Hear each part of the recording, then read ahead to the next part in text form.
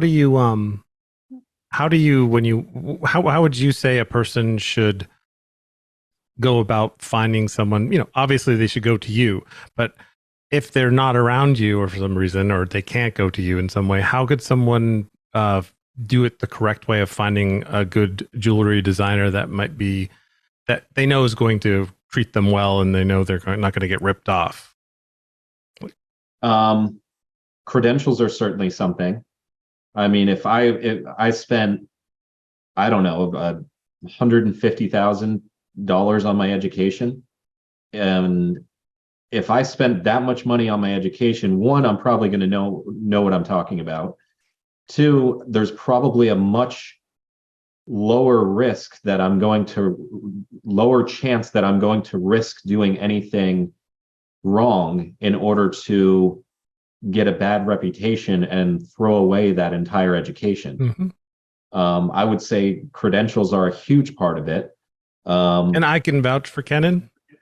We have had a lot of conversations, and I immediately could tell he's very ethical. He's like, if it were D&D, you're lawful good. You're just Thank you, Jason. naturally a very fair person. I remember we would talk about things like that, and we would just be like, how could somebody have done that to someone? And that came up so much. Yeah. And that's why I got along with him so well also, is because I was so used to running into people and I'd be like, oh God, this person just, I feel like they're trying to screw me over. And Yeah. not, he's, Yeah. I mean, yeah. jewelry, gems and jewelry is a highly subjective thing. So the opportunities that immoral people have to abuse people in the industry is just massive. I mean, I have a little display that has four stones next to each other, all of the same size, all eye clean, and it's a white sapphire, cubic zirconia, natural diamond, and lab grown diamond.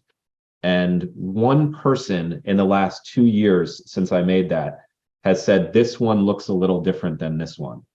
Hmm. So, but no one could tell me whether it was a cubic zirconia or a diamond, and imagine purchasing something out of country, Hmm. that's not in the continental United States.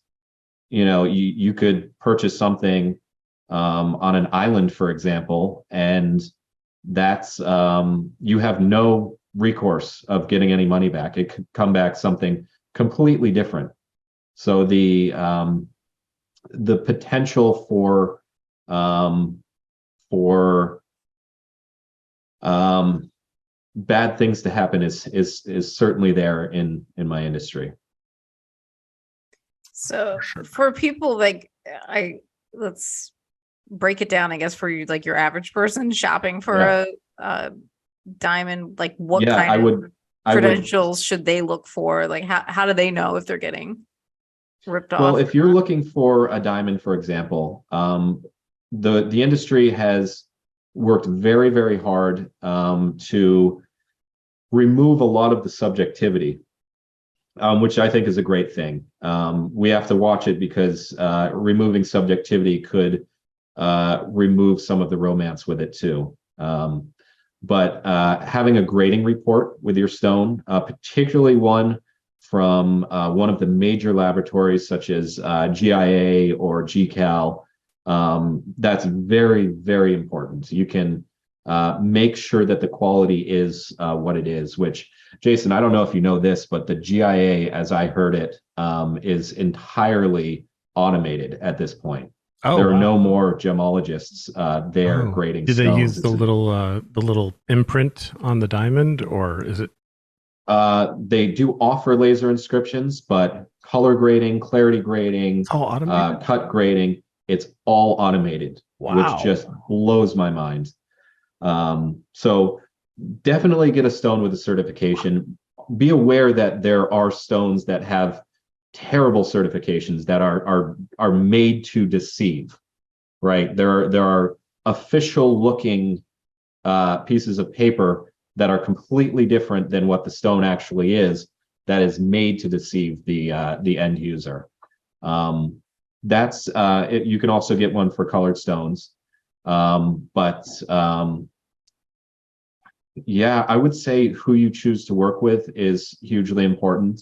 The major retailers, like if you're buying from a box store, they're really strict. Most of those stores are really strict in the materials they're selling.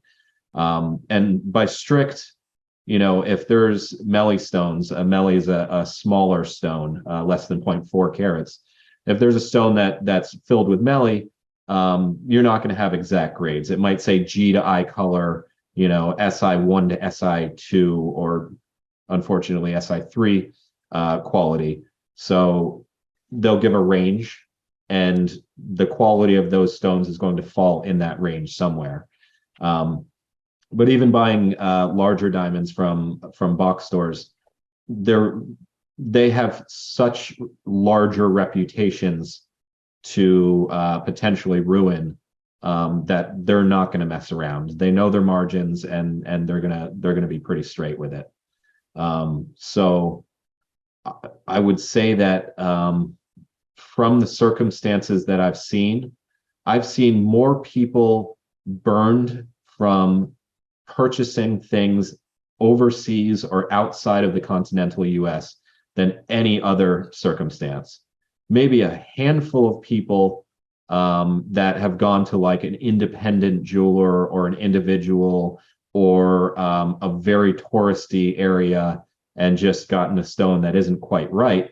But being in the US, those companies can have retribution.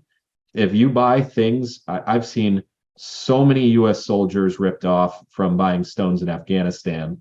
I've seen tons of people that got bad things in while traveling throughout the Caribbean, sometimes Europe, Asia, and there's no repercussion once you purchase that stone overseas. Like, watch your email bounce back once you say, "I'd like my money back." Like, there's nothing that you can do.